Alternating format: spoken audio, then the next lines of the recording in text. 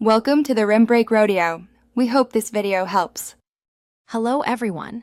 In this video, I will explain how to connect Bluetooth headphones to your Roku TV. This guide will help you enjoy your favorite shows with private audio. First, check if your specific Roku TV model has built-in Bluetooth for headphones. Then, prepare your wireless headphones by putting them into pairing mode.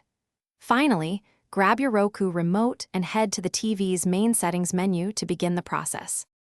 Once in the settings, navigate to Remotes and Devices. Here, you should find an option for wireless headphones or pair Bluetooth device. Select this, and your Roku TV will begin searching for available Bluetooth devices. Make sure your headphones are still in pairing mode.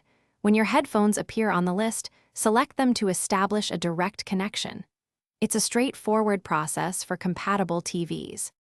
If your Roku TV does not support direct Bluetooth headphone pairing, don't worry. There's an excellent alternative using the Roku mobile app. First, download the free Roku app onto your smartphone or tablet. Next, connect your Bluetooth headphones directly to your mobile device.